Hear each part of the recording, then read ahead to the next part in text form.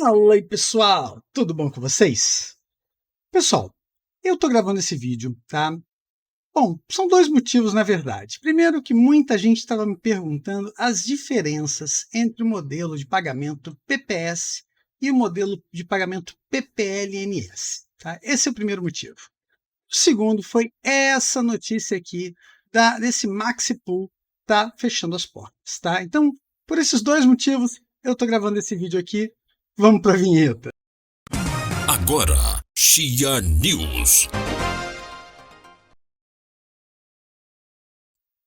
Pessoal, é uma notícia triste, porque é mais um pouco que tá indo embora, tá? Mas aqui tem mais uma notícia ainda mais triste por trás dela, tá? E eu vou aproveitar e vou, né, explicar um pouco mais sobre esse assunto, que é um assunto bem sério, inclusive, tá? Que ainda está um pouco obscuro, tá? Está um pouco inexplicado. Eu consegui algumas explicações para trazer para vocês, mas eu não consegui exatamente o que é o problema, tá? Porque basicamente trata-se de um ataque aos pools, tá? Mas vamos lá, vamos trazer a notícia, tá? É, Basicamente, ele está dizendo que é com muita tristeza, que anuncia hoje o fechamento da Maxipool. Essa notícia foi trazida dia 8 de agosto, tá? Por causa de um ataque ao protocolo oficial de pooling, tá? Que foi descoberto pelo time deles recentemente. Esse ataque pode ser como alvo, né, mira como alvo tanto os protocolos PPS quanto PPLNS, tá?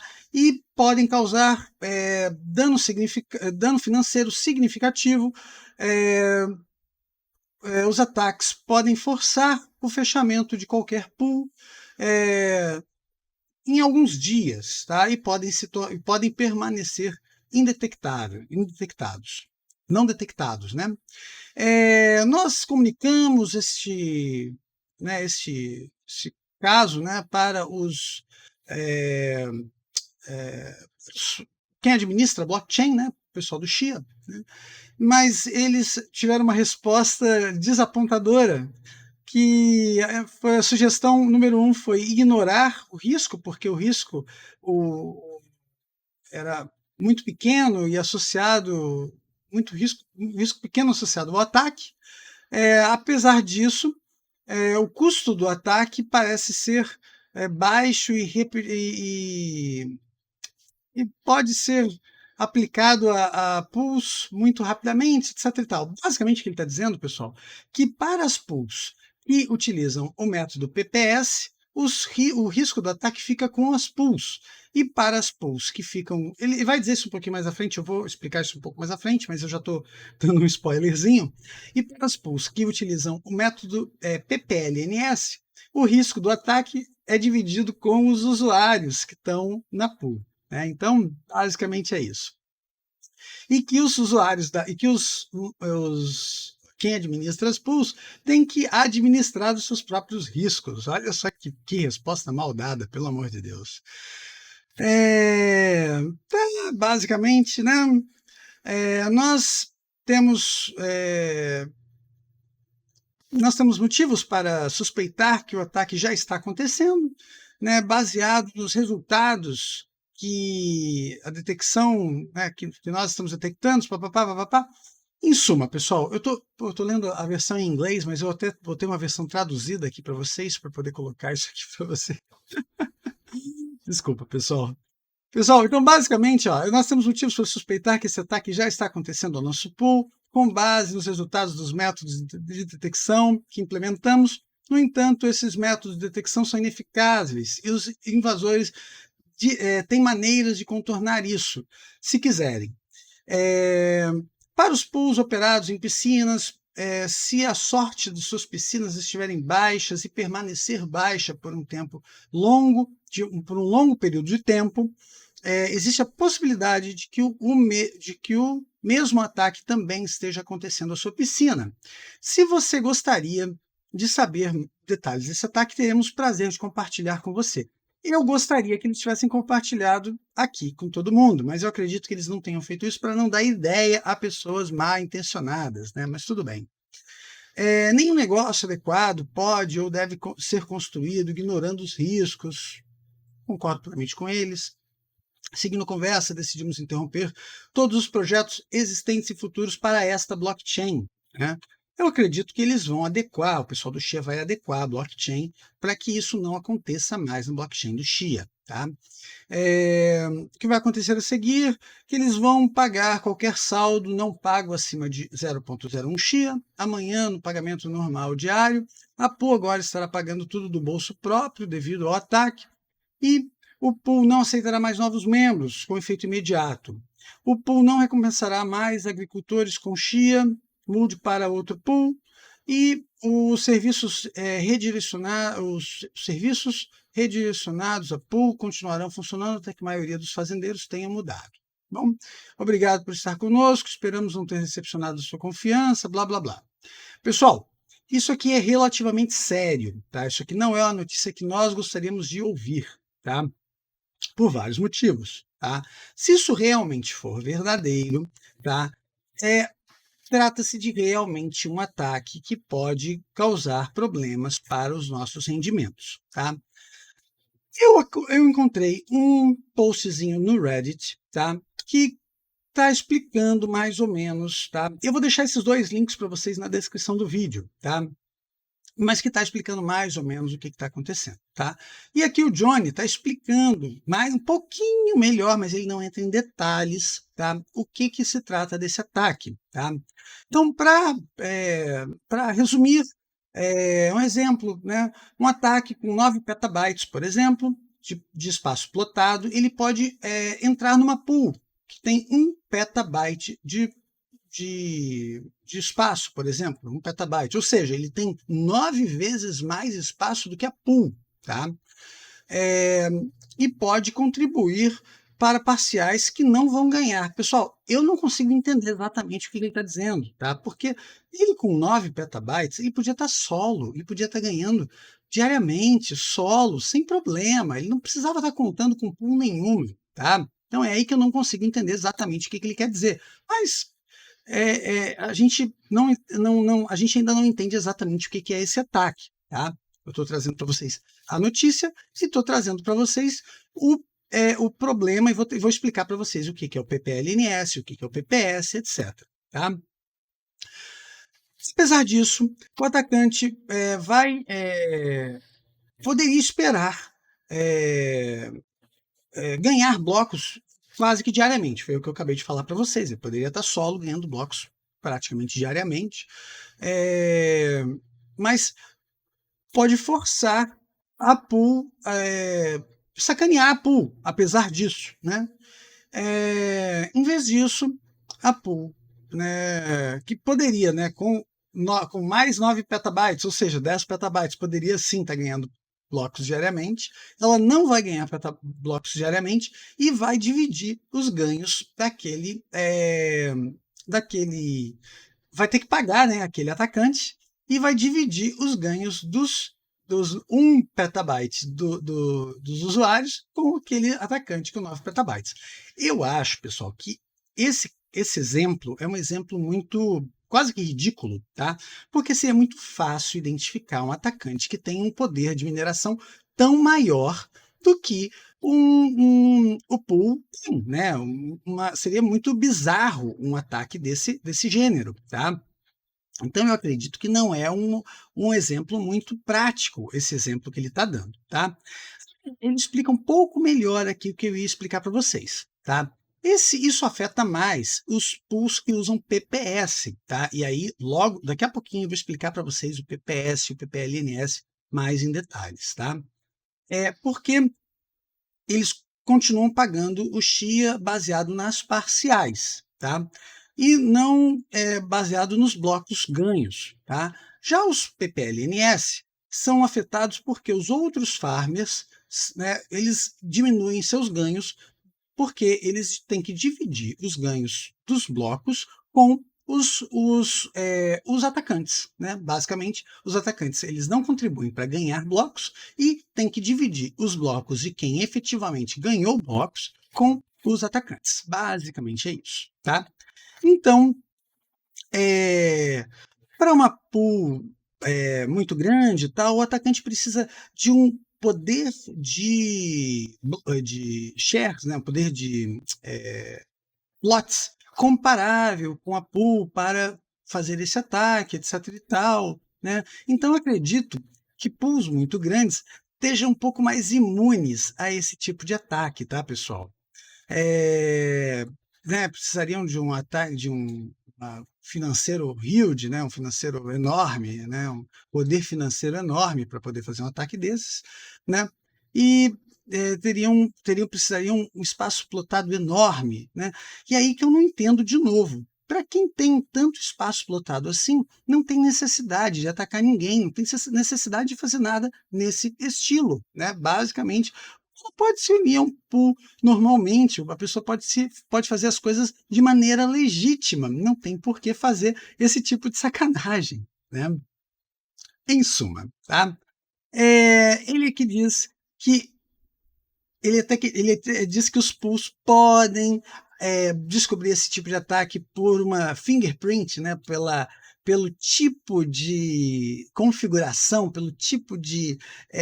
pela maneira como o atacante se comporta na rede, etc. e tal, tá?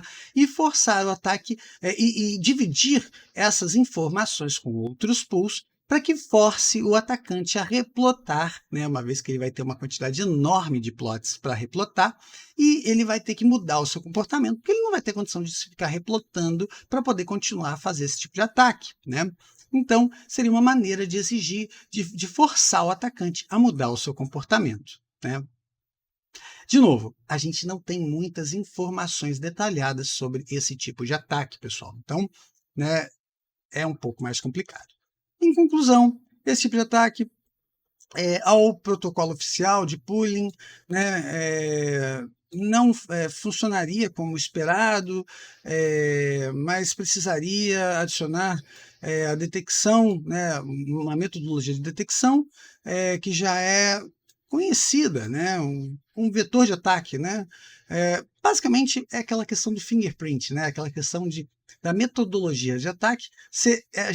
Eles teriam que adicionar uma maneira de detectar a metodologia de ataque desse usuário, para que, uma vez detectada a maneira como esse usuário ataca a rede, essas informações pudessem ser compartilhadas entre os pools e esse usuário não tivesse mais a possibilidade de conseguir atacar os pools. Basicamente seria isso, tá? Aqui ele diz se a informação estivesse correta, então né, seria muito caro, né, uma forma muito cara de atacar, né, os os pools PPLNS, né, papapá, estariam preocupados, etc. Pessoal, é o que eu estava falando para vocês, né? Os PPLNS, eles dividem o risco com os usuários. Vamos lá que eu vou mostrar para vocês dois detalhezinhos. Primeiro eu quero mostrar para vocês os pools, os métodos que os pools têm utilizado ultimamente entre PPLNS e PPS. Vamos lá. Pessoal, aqui é um MinePoolStats, tá? Um site que a gente já está bem acostumado a utilizar, tá? Reparem que a maioria dos pools utiliza a metodologia PPLNS, ou seja, eles, né, vocês vão ver um pouquinho logo à frente, eu vou explicar em detalhes para vocês o PPLNS, mas o que eu quero agora é que vocês vejam que a maioria utiliza PPLNS, principalmente os primeiros aqui, tá? PPLNS, PPLNS, PPLNS. Aí alguns utilizam um tal de PPLNT, esse aqui eu não conhecia, tá? Em uma outra oportunidade eu posso pesquisar um pouquinho sobre o PPLNT, tá? Para trazer essa informação para vocês. Aí aqui, o 21 Xia também tem um PPS aqui, tá? Que é o outro tipo de pool que eu vou trazer para vocês, tá? Tem o PPS Plus, que é basicamente o FPPS, é basicamente a mesma coisa, tá? Tem o PPS, aí tem o FPPS, Maxipool, utiliza o FPPS. O Maxipool, pessoal, é esse que está fechando. Reparem aqui no gráfico que ele está né, praticamente já acabou a, o hash power dele aqui, né? Mas a maioria, grande maioria, quase que a totalidade, utiliza o PPLNS, tá? Aqui embaixo nem tem mais, eles nem estão falando mais nada, tá? Mas acredito que dos maiorzinhos aqui, o único que utiliza, também tem o PPS como uma opção, é o 21 Xia, tá? Então aqui, 21 Xia tá aqui, eu passei por ele agora, aqui ó, número 34, tá? O 21 Xia utiliza o PPS também, tá? E o número 37, o Skypool, também utiliza o PPS Plus como opção, tá? Basicamente é isso, tá? PPS Plus é uma variaçãozinha do PPS, etc, tá? Então, basicamente é isso. Deixa eu mostrar para vocês agora o que significa cada uma dessas siglazinhas, tá?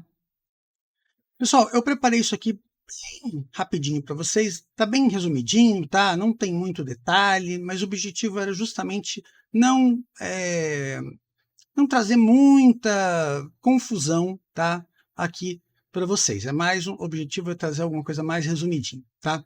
Primeiro, PPS, pagamento por share, é o tal do pay per share, tá? A Pool basicamente está pagando para vocês para cada parcial. No caso do Xia, a gente não tem share, a gente tem parciais, tá? Então, você está enviando parciais para a Pool e a Pool está pagando para vocês por aquelas parciais. Basicamente é isso, tá? E tem um detalhe, a Pool paga para vocês independente dela encontrar ou não blocos, tá? Então, se ela não tiver sorte, ela tem que pagar do bolso dela, tá? E é aí que vem o pulo do gato, porque lembra que eles estavam naquele documento que eu acabei de mostrar para vocês da MaxiPool, eles utilizavam o modelo PPS, né, para ser mais exato, o PPS Plus, né, que tem alguma diferençazinha em relação ao modelo PPS, tá? E eles têm que, caso eles não quebrem blocos, eles precisam tirar do bolso deles para poder pagar os farmers, tá? Basicamente é isso, tá? Então,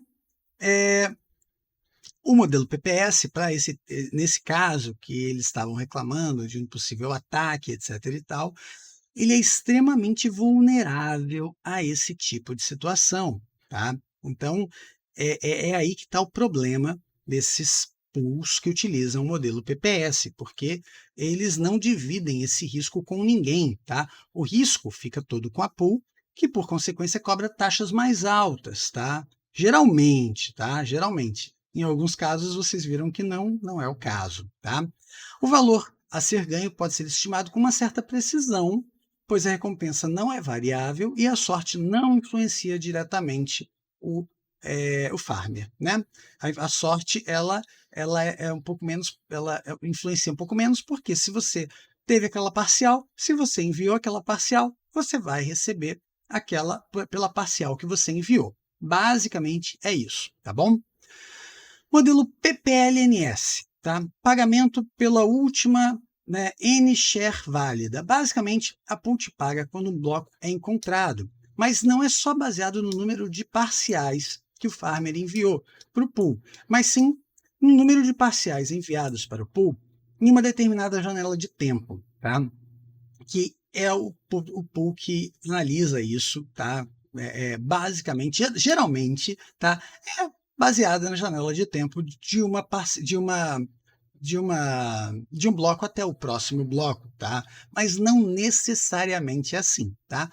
Por que eu estou colocando isso? Porque esses métodos de pagamento também são utilizados em outras criptomoedas, tá? Então, no caso do Ethereum, por exemplo, ele não necessariamente é de um bloco até o outro, né? Então, pode ser, por exemplo, da metade de um bloco, ou, né? Isso daí é sorteado, vamos colocar assim, né? Não é uma coisa fixa, tá?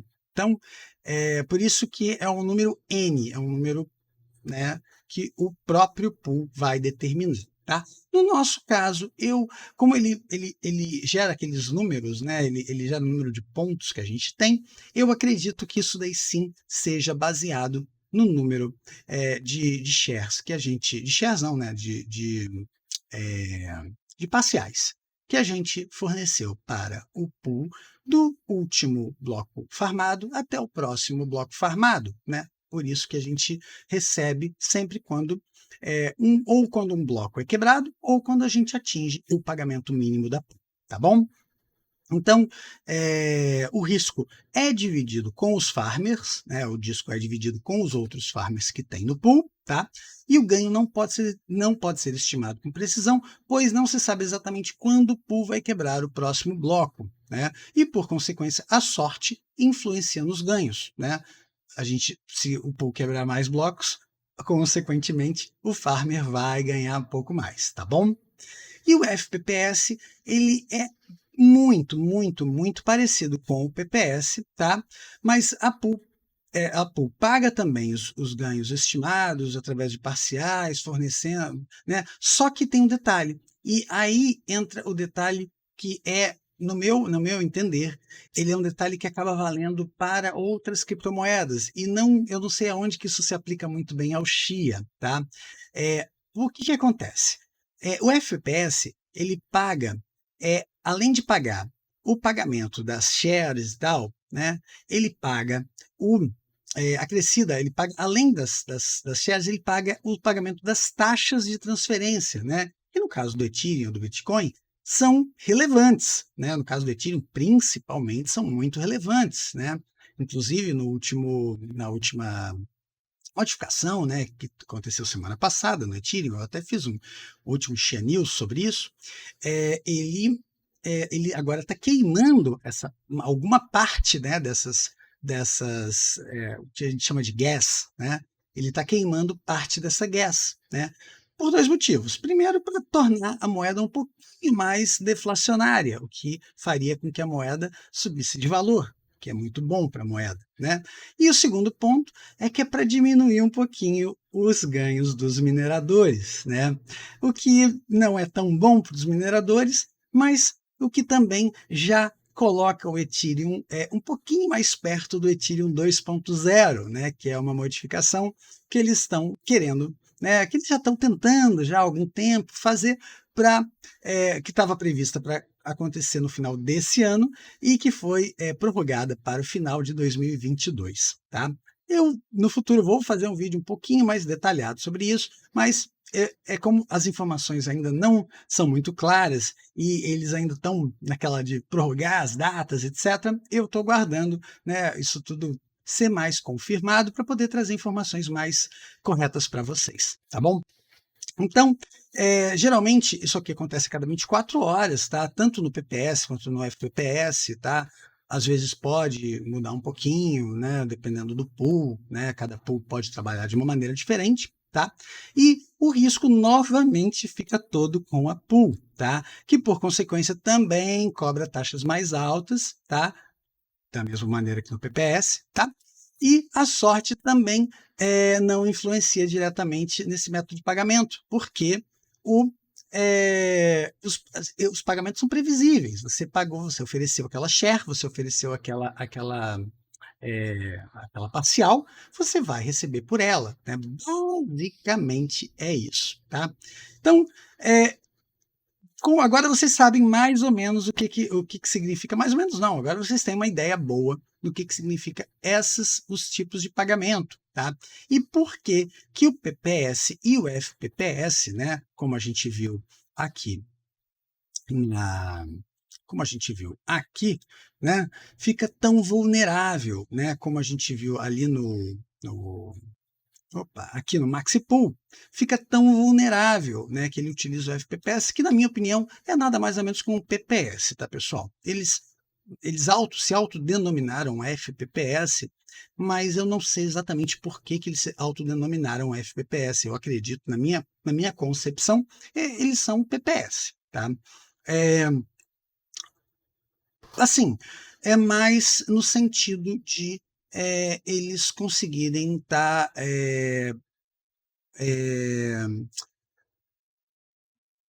eu acredito que seja mais um PPS, né? Talvez eles estejam se autodenominado um FPS mais por algum detalhezinho que eventualmente eles tenham implementado, né, do FPPS, eles sendo implementado, né, no sistema deles, mas eu acredito que seja por isso que eles se tornaram tão vulneráveis a esse ataque, tá? E outros pools que também utilizam o sistema PPS estão vulneráveis, né? Reparem aqui o Sky Pool, reparem aqui o pool.net.ua, reparem aqui o 21 Chia, que eu mostrei para vocês aqui, ó, 21 Chia, que também utiliza o modelo PPS e também o modelo PPLNS. Eu não sei exatamente, pessoal, como é que a gente consegue escolher qual modelo que a gente quer, né, no 21 Chia, tá? Mas, basicamente, pessoal, era isso que eu queria mostrar para vocês nesse vídeo, tá? É um videozinho mais informativo, tá? Mas uma notícia um pouco triste, mas eu duvido muito, tá? Eu duvido muito que o pessoal do Chia vai deixar essa notícia aqui, né? Vai simplesmente ignorar isso aqui, como eles falaram aqui, né? Que eles deveriam ignorar esse risco. Eu duvido muito que eles vão ignorar esse risco, tá? Eu acredito que eles estão trabalhando em cima disso para modificar o protocolo, para adequar o protocolo, para que isso não aconteça, tá? Para que eles consigam, de alguma maneira, resolver esse problema, tá? Porque é uma coisa. Eles estão trabalhando tanto no protocolo para tornar o protocolo tão moderno, tão adequado para tantas outras coisas, que eu não acredito que eles vão fazer isso. Talvez quem deu essa resposta aqui não foi a equipe correta. Eu não acredito, eu não sei, tá? Eu confesso para vocês que eu não sei. Não estou tentando defender eles, tá, pessoal? Eu só não acho que isso é uma resposta normal de uma equipe que está defendendo um projeto, tá? Que não é defendendo, não vou nem dizer defendendo um projeto, mas que está respondendo com base num projeto que eles estão trabalhando tanto para desenvolver por tanto tempo, tá? Eles estão, né, hoje a gente está em agosto, eles estão pelo menos 6 meses trabalhando nesse projeto, né? Então, eu acredito que isso daqui não é uma resposta adequada e não acredito que isso aqui tenha sido uma resposta, por exemplo, da equipe do Jimmy Hoffman ou do Bernd Cohen. Eu não acredito que isso aqui tenha sido uma resposta deles, tá? Vamos aguardar um pouquinho para que a gente veja o que vai acontecer a partir daí, tá? E a partir daí a gente vê o que vai acontecer, né? Até para a gente poder né, ver quais vão ser os próximos movimentos do pessoal do Chia Blockchain, tá bom? Pessoal, esse vídeo vai ficando por aqui. Quem gostou do vídeo, deixa aquele like pra gente, tá? Quem não segue o canal ainda, segue a gente, clica no sininho para vocês serem notificados dos próximos vídeos, tá bom? Aquele abraço e até logo. Tchau, tchau!